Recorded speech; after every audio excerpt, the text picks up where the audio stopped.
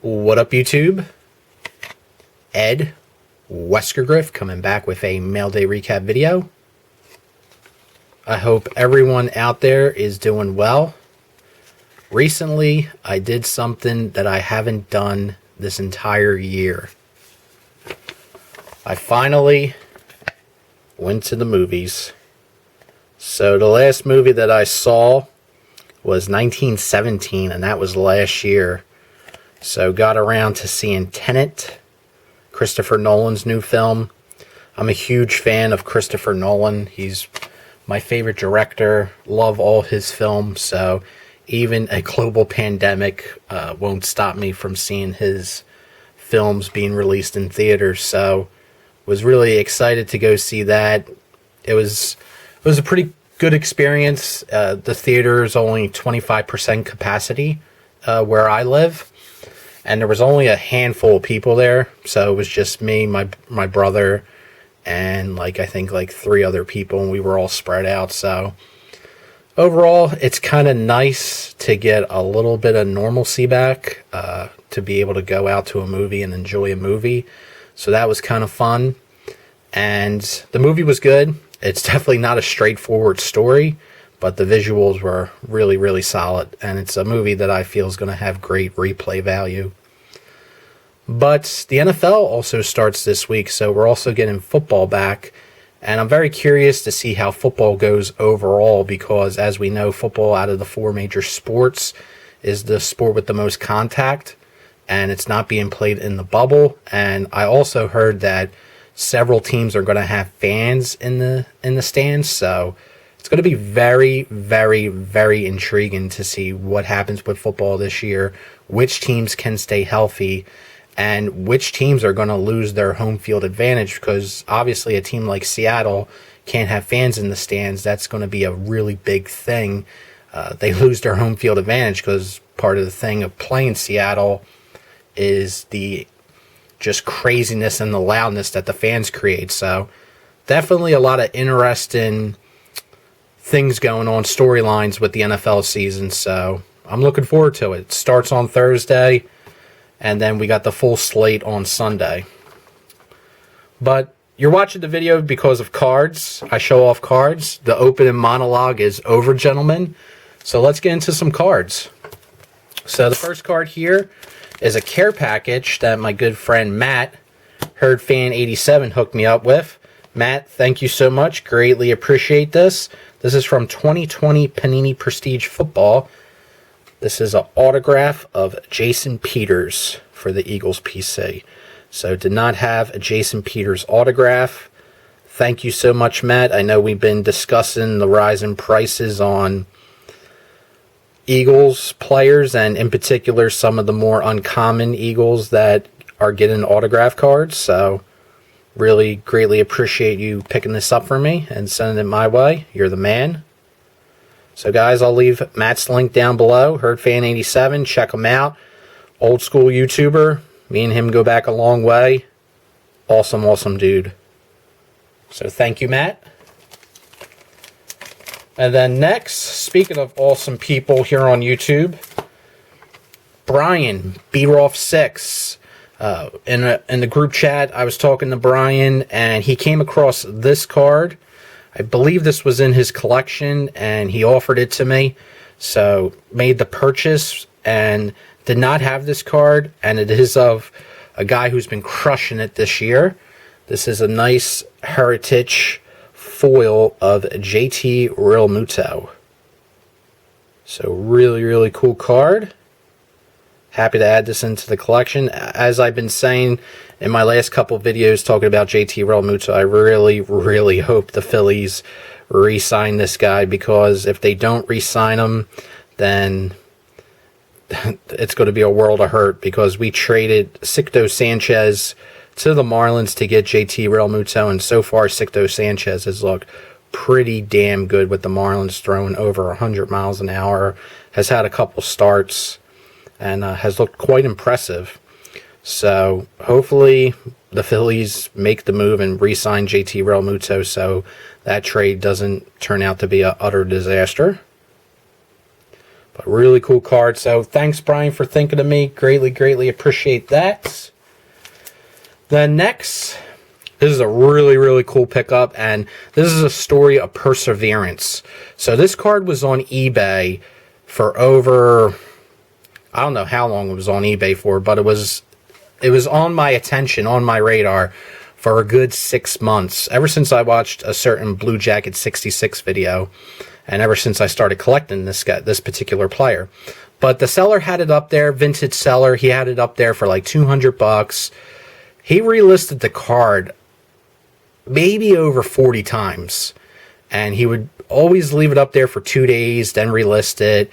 And the prices he would relist it for kept going up and down and up and down. And I'm like, you know what? This guy wants to move this card. He keeps changing the prices. Let me just wait it out to see how low this guy will go. And he had this card up at one point for $200, and I wind up snagging it for $57 plus shipping. So got it for under $65, and I thought I got a great deal. The scarcity on this card is ridiculous, but this is from 1958. This is the Hires Root Beer No Tab Near Mint to Mint 8 of Willie Puddinhead Jones. So for the Puddinhead Jones PC, and these are the Hires Root Beer that Blue Jacket 66, I believe, collects these, but I think he collects them with the tab. So they have them in the bigger PSA slabs with the tab. The tab's here on the bottom, but this one is cut off. I believe the pop on this is like below 5, and there's none higher without the tab. So very great example, near mint to mint 8. I mean, this thing is from 1958, so in really great shape. There's the back. Really cool. So these food and beverage cards, I definitely have gained an appreciation for them through watching Dave Blue Jacket 66 and the passion that he talks about with those cards. So it piqued my interest, so wanted to add this into the collection. And another Willie Puddinhead Jones down. So very happy about that. Fantastic card. And perseverance. Guys, in this hobby, perseverance and patience, sometimes it really pays off. Sometimes it doesn't. You might get burned. But sometimes you can really do well. And then this next card here. This is a card, if you know, well, this particular player I've been talking a lot about on my channel over the last year or so. But this is a SGC Gem Mint 10. This is from 2018 Topps Chrome Update. This is the pink refractor of Shane Bieber. So you guys know I've been talking a lot about Shane Bieber over the years. Have a couple of his cards, and he has been doing absolutely incredible this year. Definitely, I think, the front runner for the Cy Young in the American League. But I was looking at this card. I didn't have any pinks slabbed in the collection, so he's been blowing up. His cards have been blowing up. Looked at his PSA 10s of this card. The PSA 10s at the time when I purchased this were around $200. So with the modern boom and all the cards rising, I didn't want to shell out $200 just to get the pink and the 10 in the PSA slab. So, you know, my mind went to finding an SGC one. So I was able to get this one for $125 shipped, $75, or I think they were selling for, yeah, I'll say $75 less than what the PSA ones were going for. So, hey, I absolutely love it. In my opinion, I feel like SGC is more consistent in their grading, and the majority, you know, the majority of the people buy the brand. So if I can get a great deal, why not pull the trigger? So this is for the collection. Absolutely love it. But really cool. So happy to add that one into the collection. And then next, I got my COMC order, and I did the express shipping. It ran me like $4 more than the economy, and I got it within 2 weeks. Again, my order wasn't too big. You'll see the cards that I purchased, but it's very heavy on Anthony Santander. So Anthony Santander Statistically, he got injured a couple days ago, and I think he might be done for the year, so his cards are probably going to take a huge hit with the craziness of the market. But prior to that, I believe he was up there with, I think he was actually better in slugging percentage than Fernando Tatis and Mookie Betts, or he was in like the top 3 there, somewhere around there. But anyway, I saw that he was doing really, really good since I follow the Orioles, so I was like, you know what, I better start buying some of his cards. So I bought this one off COMC for $8, and shortly after I bought these, his stuff started to really spike on eBay. So I got this for $8. That's the blue refractor, numbered out of 150. Then I picked up one of his autos for $5, so that was $5. And we got a few more of his autos. I asked to get the blue one in a top loader, and they didn't put it in the top loader. They put the base in the top loader. So bought another one for $5. Another one for $5. So kind of went crazy on picking up those cheap Santanders. And then I got some random cards in here. Picked this up. Just thought this would look great. Slabbed in the future. But this is Tomas Perez. This is the red refractor from 2005. Topps Chrome. Love Tomas Perez, a.k.a. the Pie Man. Philly fans will know what I mean. But that one's numbered out of 25. Very hard to see. But right there, numbered out of 25. So probably send that card off to SGC, get that slab. Think it would look great in the black tux with the red there. Tomas Perez. Then picked this up for $2. Bowman Chrome autograph of Rio Ruiz. Was doing pretty good for the O's. This is cool, although it's quite off-center. This is Tomas Perez gold refractor from Topps Chrome. Can never go wrong with some Tomas Perez. It's numbered out of 449. Then we got another Rio Ruiz rated rookie. And then this is really cool. This is the gold Tomas Perez. Numbered out of 2004 from 2004 Topps. So fellas, like I'm saying, what other channels out there are you going to see Tomas Perez cards on? No one's cornering the Tomas Perez market. So that's why I mean, fellas, quality invested advice on this channel. For sure. And then the next card we got is a Richie Allen, 1964 rookie. The condition on this, I forget what COMC was saying it was. I think they were saying it was fair to good, I think it was. This looks like it'll probably be maybe like a 2, PSA 2 maybe. But Phillies retired his number, rightfully so, number 15. And the Phillies did a really cool ceremony for him. I hope they do a ceremony next year with fans there, because there should be fans in the stands. But they did a really nice, beautiful ceremony, had a really cool video for the fans and everybody, and they're making a documentary on Dick Allen. The man who directed The Last Dance is doing a documentary on Dick Allen's career, so it's going to be really cool to see that, and he deserves to be in the Hall of Fame. And they pushed back the veterans vote.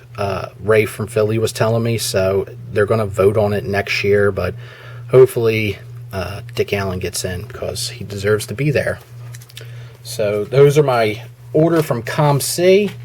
And then last but not least, we got 2 Project 2020 cards. So bought this as a bundle. These were both on the site. First card here is the Sophia Chang Roberto Clemente. This is actually, I believe it's the first Sophia Chang card that I purchased from the Topps website.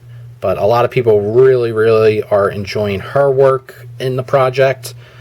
And I gotta say, now that I see this in person, it looks really, really impressive. So, nice one to add there. But that was not the main card I was actually going for when I bought the bundle. The main card I was going for was this card, and this is definitely one of my favorite ones so far. This one really caught my attention. It is the Ben Bowler Cal Ripken. So I feel like this is probably, and I know everyone has maybe a different opinion, but I feel like this is the best Ripken one that has been done so far, at least the one that I've seen. But really cool. Ben Bowler did a fantastic job on this one. Just love the black on black with the Charm City there. Looks really cool. So I don't know, that one just really jumped out to me. So I wanted to buy that, but figured why not get the bundle, get the Sophia Chang Clemente as well. It's only a few more bucks. So got both of those. So that's all I got for you guys. Again, I hope everyone out there is doing well. And again, looking forward to football.